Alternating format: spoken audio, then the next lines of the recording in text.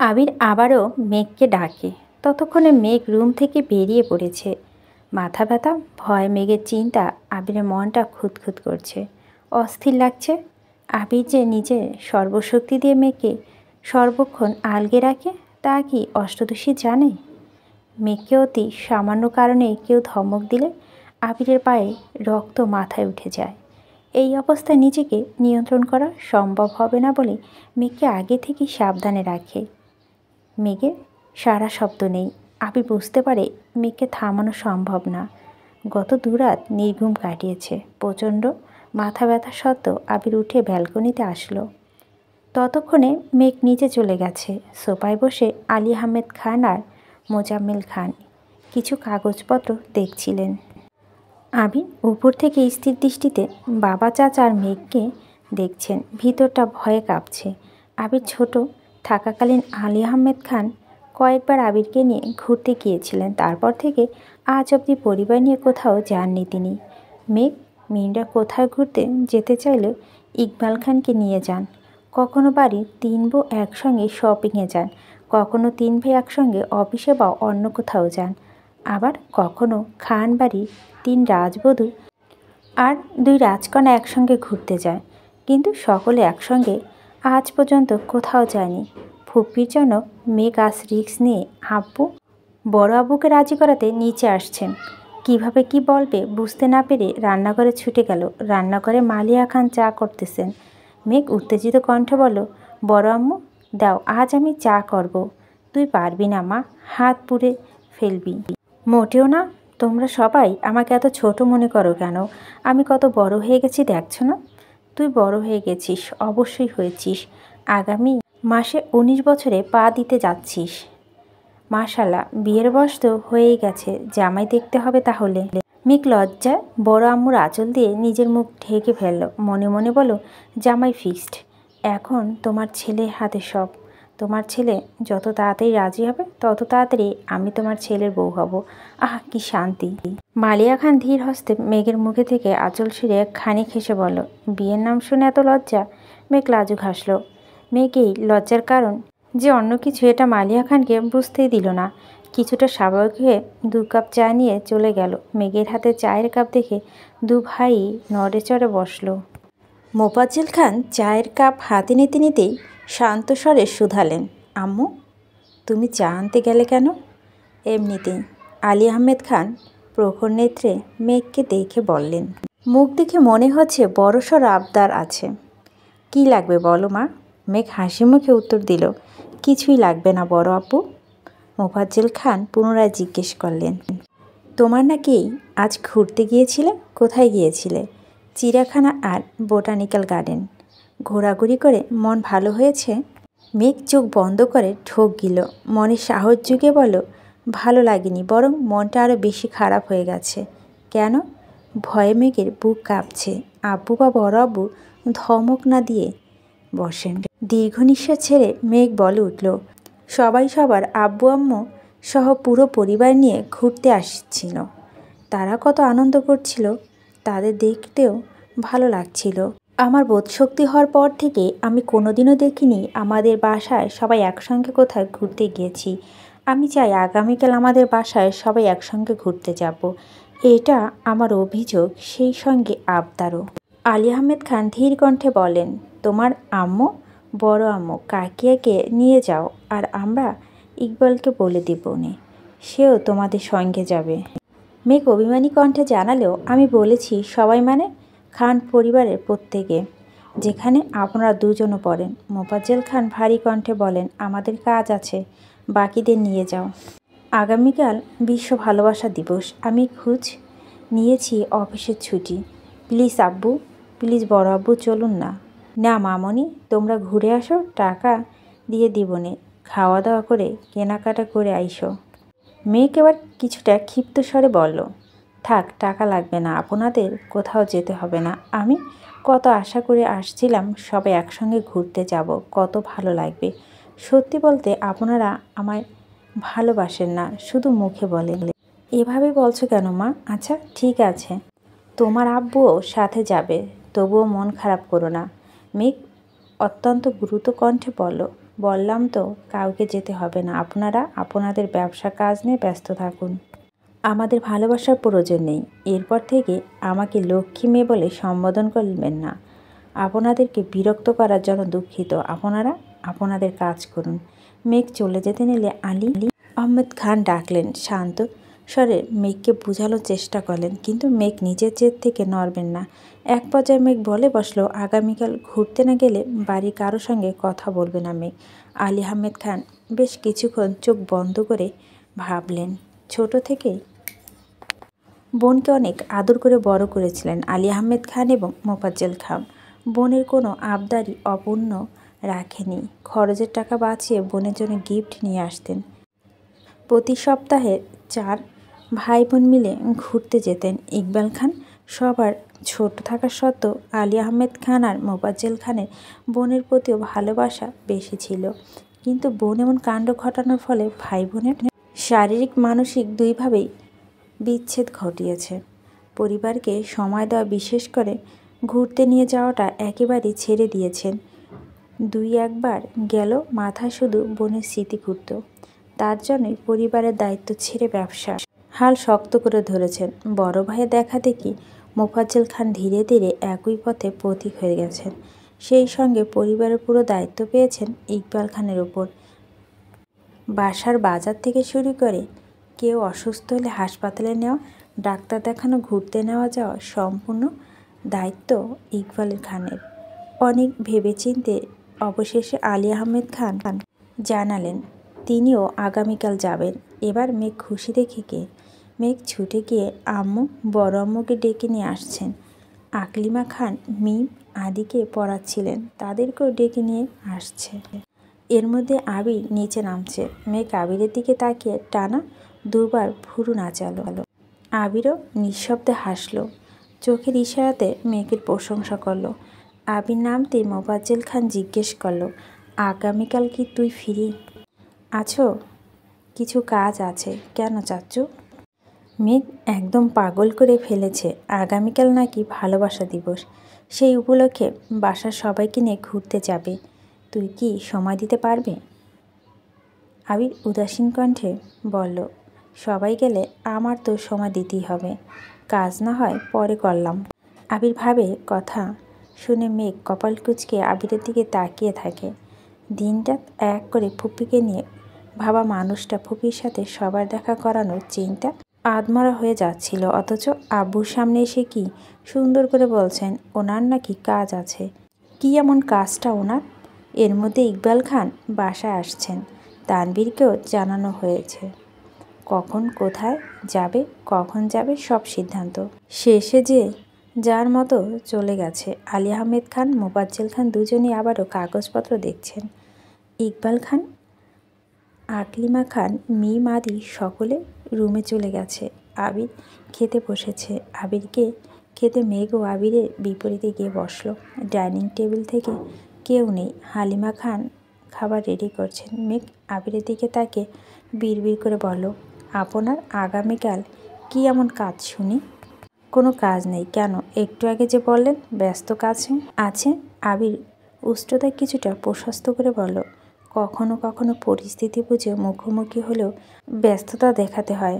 সবাই এক্সাইটেড হয়ে গেলে সমস্যা আছে। মেঘ মাথা চুলকে বলল, আপনি কি ভাবেন আর কি করেন আপনি জানেন?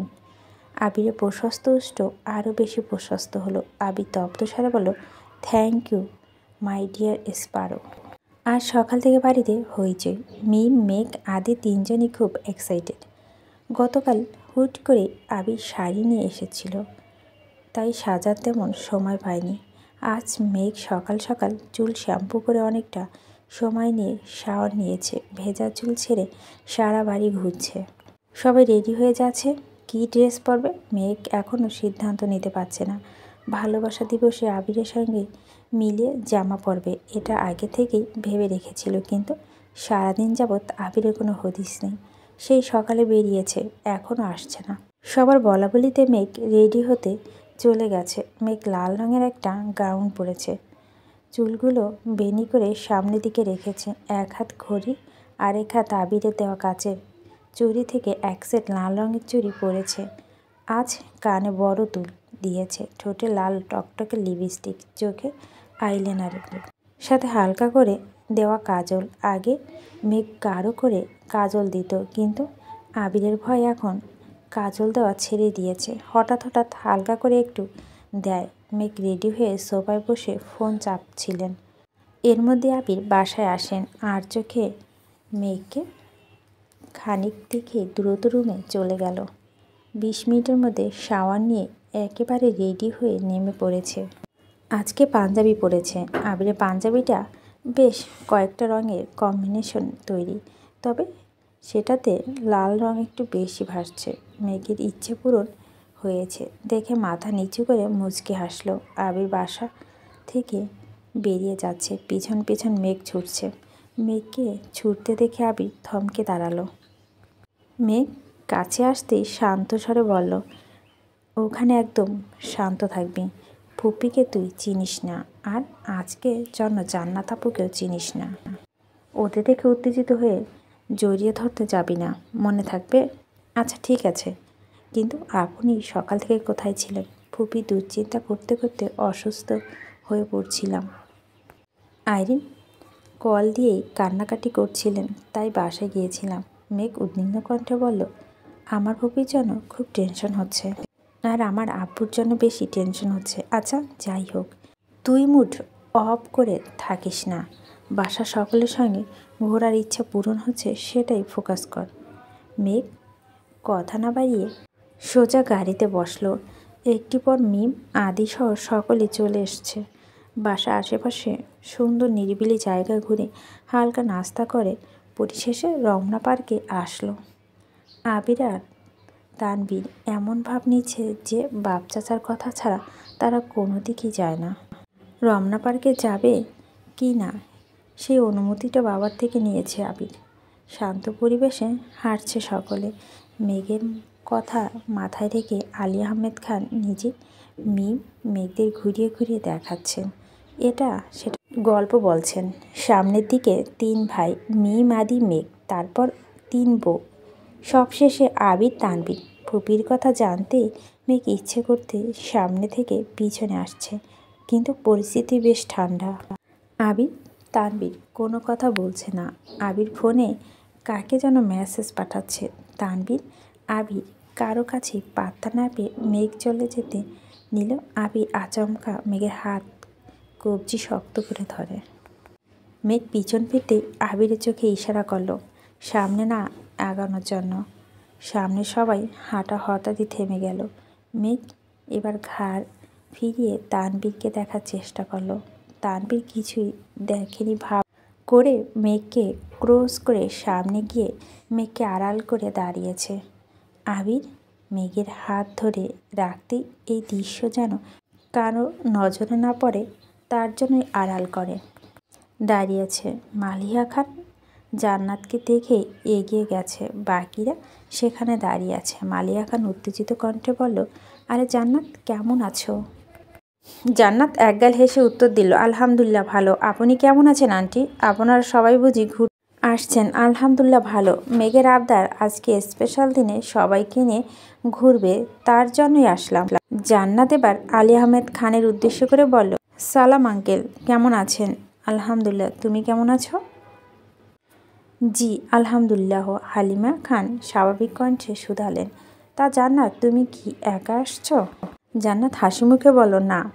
বলে ঘাড় ফিরে তাকিয়ে গাছের নিচে বসে মহিলার দিকে তাকালো। মালিয়া খান কিছুটা পিছিয়ে আলী আহমেদ খানের কাছাকাছি এসে আস্তে করে বলল, উনি মনে হয় জান্নাতের আম্মু। আপনাকে যে বলেছিলাম, কিছু তো বললেন না। আজকে তাহলে আমাদের বাসায় দাওয়াত দিবনে। আপনি কি বলেন? ঠিক আছে, তোমার যেহেতু এত ইচ্ছে, দিও দাওয়াত, আমার কোনো সমস্যা নেই। মালিহা খান মুখে উজ্জ্বলতা জল করছে। উত্তেজিত কণ্ঠে জান্নাতকে প্রশ্ন করলেন, উনি তোমার আম্মু না? ডাকো, একটু কথা বলি। জান্নাত ঘাড় ঘুরিয়ে ডাকলো, আম্মু এদিকে আসো। ঠোঁটে হাসি রেখে জান্নাত মালিহা খানকে বলল, উনি আমার শাশুড়ি আম্মু। সহসা স্তব্ধ হয়ে গেছে সব কিছু। মালিহা খান অবিশ্বাস্য চোখে তাকিয়ে আছে জান্নাতের দিকে। জান্নাতের কথা শুনে আলী আহমেদ খান কপাল কুচালেন। মালিহা খান প্রায় প্রায় আবিরের জন্য জান্নাতের কথা বলেন, কিন্তু আলী আহমেদ খান তেমন সাড়া দেননি বলে এতদিন কিছু বলতে পারেনি। অথচ সে মেয়ে বিবাহিত। ওনাদের সাথে সাথে বাকিরাও অনেক অবাক চোখে তাকিয়ে আছে। মালিহা খান এতটা শখ যে কিছুই বলতে পারছে না। এদিকে আবির মেঘের হাত ধরে রেখেছেন যাতে মেঘ কোনোভাবেই সামনে না যায়। তানভীর মেঘের সামনে দাঁড়ানো, তাই মেঘ জান্নাত আপুর কথা শুনলেও আপুকে দেখতে পাচ্ছে না। মেঘ ঘাড় কাত করে জান্নাতকে দেখার চেষ্টা করছে।